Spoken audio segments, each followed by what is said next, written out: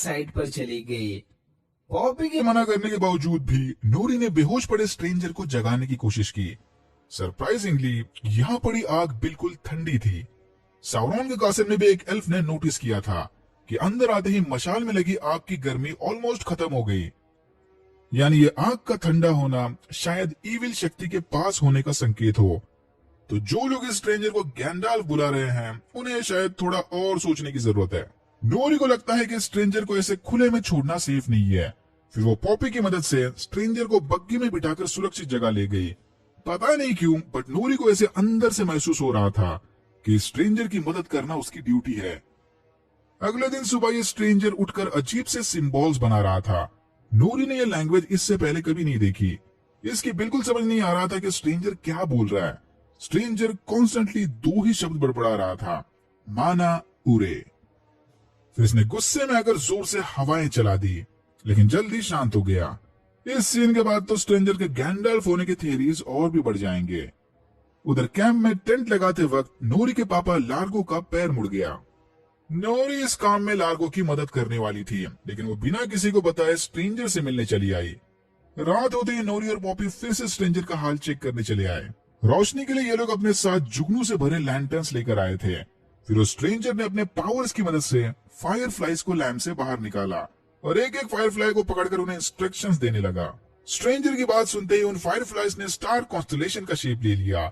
ये देखकर नोरी समझ गई कि स्ट्रेंजर शायद ऐसी जगह पर जाना चाहता है जहां के आसमान से ये स्पेसिफिक स्टार कॉन्स्टलेशन नजर आए। ये सीन देखकर मुझे भी लगा था कि स्ट्रेंजर कोई विजर्ड या वाला ही होगा, लेकिन स्ट्रेंजर का काम पूरा होते ही सारे फायर फ्लाइज एक एक करके मरने लगे। यानी फिर से कंफ्यूजन, स्ट्रेंजर अच्छा है कि बुरा। एरोंजर और ब्रॉनविन ऑर्डन की तबाही देखकर हैरान रह गए। यहाँ के सारे घर जल के राख हो गए थे। सबसे अजीब बात तो ये थी कि इधर इन्हें एक भी डेड बॉडी या सर्वाइवर नहीं मिला। या तो ऑर्डन के निवासी समय रहते यहाँ से भाग गए या फिर उनके साथ कुछ बहुत ही बुरा हुआ था। ब्रॉनविन एरोंडर को लेकर उसकी दोस्त का घर चेक करने चली गई। घर के नीचे एक लंबी सुरंग बनी थी। एरोंडर ने ब्रॉनविन को चेतावनी देने टिरहारेट वापस भेज दिया और खुद मामले की छानबीन करने सुरंग के अंदर उतर गया। टनल को चेक करते वक्त इसे मिट्टी में फंसा ऑर्क का नाखून मिला। जल्द ही एरोंजर को समझ आ गया कि ये लंबे लंबे टनल्स ऑर्क्स नहीं बनाए थे। फिर एक ऑर्क एरोंजर के पीछे पड़ गया। ये किसी तरह चूहों के बीच से छोटे टनल से रास्ता बनाते हुए एक अंडरग्राउंड तालाब में चला गया, लेकिन पानी से बाहर आते ही कुछ ऑर्क्स ने एरोंजर को धर दबोचा। ब्रॉनविन ने टिरहारेट जाकर गांव वालों को आने वाले खतरे की चेतावनी दी, लेकिन कोई भी इसकी बातों पर यकीन करने के लिए तैयार नहीं था। उन्हें लगा कि हॉर्डन के लोग लैंडस्लाइड की वजह से मरे होंगे और कुछ नहीं। थियो घर में बैठा खाना बना रहा था, तभी उसे बेसमेंट से कुछ आवाजें सुनाई दी। थियो को लगा कि शायद चूहे होंगे। ऑलरेडी रात भर ये चूहों की आवाज की वजह से सो नहीं पाया था। थियो गुस्से में एक रॉड उठाकर जमीन पर मारने लगा। तभी उसकी समझ आया कि नीचे चूहे नहीं बल्कि एक ऑर्क है। कुछ देर बाद ही यहाँ ब्रॉनविन आ गई। थियो और ब्रॉनविन साथ मिलकर उस ऑर्क से लड़ने लगे। ऑर्क इन दोनों पर भारी पड़ने लगा। थियो ने ब्रॉनविन को बताया कि वो जल्दी जाकर टाउन से मदद लेके आए, लेकिन ब्रॉनविन अपने बच्चे को अकेला छोड़कर कहीं नहीं जाने वाली। फिर इन दोनों ने साथ मिलकर किसी तरह उस ऑर्क को मार डाला। ब्रॉनविन उस ऑर्क का सर उठाकर सीधा बाहर ले गई। ये रहा सबूत। अब सारे फटाफट सामान बांध लो। इन्हें जल्द से जल्द गांव से निकलकर पास के सुरक्षित जगह जाना होगा। पैकिंग करते वक्त थियो ने अपने साथ वो टूटा हुआ ब्लेड भी ले लिया। वो डार्क ब्लेड थियो के खून को अपनी ओर खींचने लगा। खून मिलते उस ब्लेड में आग लग गई और थियो को फिर से ब्लैक स्पीच के विस्पर सुनाई देने लगे। ब्रॉनविन के बुलाते थियो फौरन उस ब्लेड को छुपाकर बाहर चला गया। सारे गांव वाले टिरहारेट से निकलकर पास के एलिवेंट टावर की ओर जाने लगे। बाय द वे, ये सारे कैरेक्टर्स टिरहारेट और ऑर्डन जैसे लोकेशंस बुक्स में नहीं है, बस इस शो के लिए बनाए गए हैं। एल्रन कैलिब्रम्बर के साथ इरेगियन चला गया। सेकेंड एज के महान एल्वन कारीगर इसी रम में रहा करते थे। एल्रॉन वर्कशॉप में रखे फ्योनर के हथौड़े की सराहना कर रहा था। फर्स्ट एज के दौरान फ्योनर ने टू ट्रीज की रोशनी यूज करके निहायत ही खूबसूरत ज्वेल्स बनाए थे। सिमारलेस कैलिब्रम्बर के मुताबिक ये ज्वेल्स इतने खूबसूरत थे कि मॉर्गोथ भी उन्हें देखकर दीवाना हो गया। अब ये कहानी कितनी सच है और कितनी झूठ ये नहीं पता। बुक्स में भी इस बात का कोई जिक्र नहीं। कैलिब्रम्बर फेनर का पोता है। इसे अपने दादाजी से भी बड़े काम करने थे। फिर कैलिब्रम्बर ने एल्रॉन को उस सीक्रेट प्रोजेक्ट के बारे में बताया। ये एक ऐसा टावर बनाना चाहता है जहां की भट्टी या फोर्ज किसी भी मेटल को पिघलाकर पावरफुल हथियार और ज्वेलरी बना सकती है। शायद इधर उस फोर्ज की बात हो रही है जहां कैलिब्रम्बर आगे चल के रिंग्स ऑफ पावर बनाएगा। प्रॉब्लम बस इतना है कि कैलिब्रम्बर को यह प्रोजेक्ट स्प्रिंग मौसम के आने से पहले खत्म करना था। बस इसी काम के लिए कैलिब्रम्बर को एल्रॉन की जरूरत थी। एल्रॉन को लगता है कि स्पेशल प्रोजेक्ट को इतना जल्दी पूरा करने सिर्फ डॉर्स ही इनकी मदद कर सकते हैं। लकीली डॉर्स का प्रिंस ड्यूरिन एल्रॉन का काफी अच्छा दोस्त है। कैलिब्रम्बर को डॉर्स से हेल्प लेने में कोई प्रॉब्लम नहीं, तो वो फौरन मान गया। फिर ये दोनों डॉर्स से मिलने उनके किंगडम काज़ाजूम चले गए। एल्रॉन को लगा था कि उसका दोस्त इनका जोरों शोरों से स्वागत करेगा, लेकिन एज एक्सपेक्टेड इसका एग्जैक्ट उल्टा हुआ। प्रिंस ड्यूरिन को एल्रॉन से मिलने में कोई इंटरेस्ट नहीं। सामने से रिएक्शन आते ही एल्रॉन ने प्रिंस ड्यूरिन को कंपटीशन के लिए चैलेंज दिया। जो सबसे ज्यादा पत्थर तोड़ेगा वो कंपटीशन जीत गया। अगर एल्रॉन जीता तो प्रिंस ड्यूरिन उसकी बात सुन लेगा, बट अगर प्रिंस ड्यूरिन जीत गया तो एल्रॉन कभी इनके किंगडम में कदम नहीं रख सकता। फिर एक लंबे पत्थर फोड़ी के सीन के बाद एल्रॉन ने हार मान ली। बेसिकली एल्रॉन को ड्यूरिन के साथ थोड़ा प्राइवेट टाइम चाहिए था।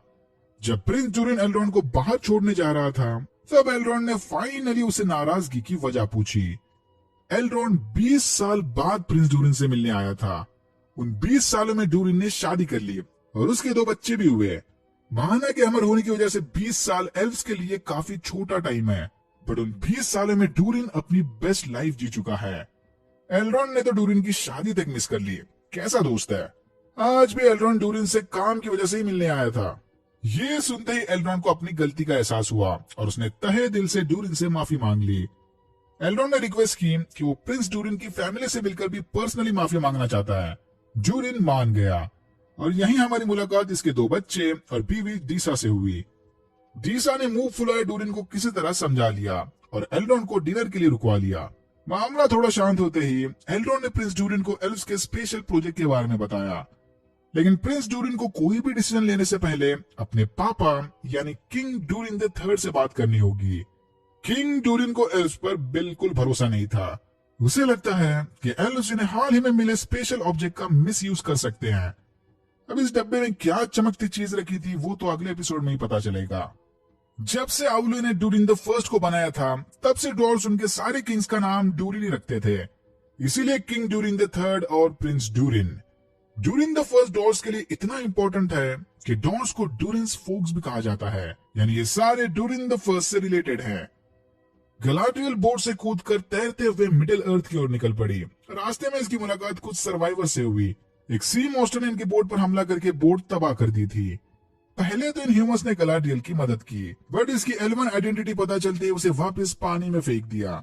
फिर उस सी मॉन्स्टर ने फिर से इनके रेकेज पर हमला कर दिया। अब बस एक ही सर्वाइवर बच गया था, हेलब्रांड। हेलब्रांड ने गलाड्रियल को अपनी काम चलाऊ बोट पर जगा दे दी।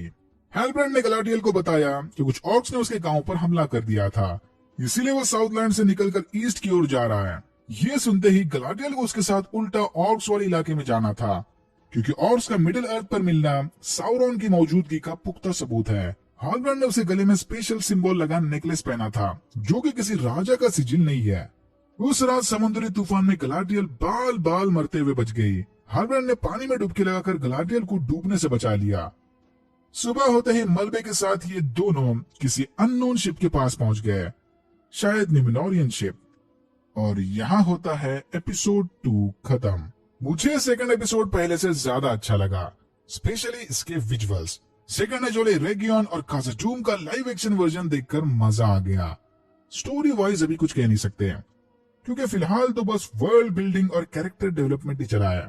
नेक्स्ट एपिसोड में शायद हम न्यूमेनोर को देखेंगे, तो अगले कुछ एपिसोड में भी वर्ल्ड बिल्डिंग ही चलता रहेगा। मुझे इस बात से कोई प्रॉब्लम नहीं, मैं तो इस शो को फुली एंजॉय कर रहा हूँ। बस शोरनर्स गलाड्रियल और हेलब्रांड का लव कनेक्शन दिखाकर हेलब्रांड को साउरॉन न बना दे।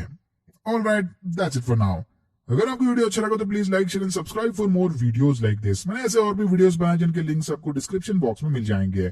Thank you very much for watching and I am hoping to see you in my next one.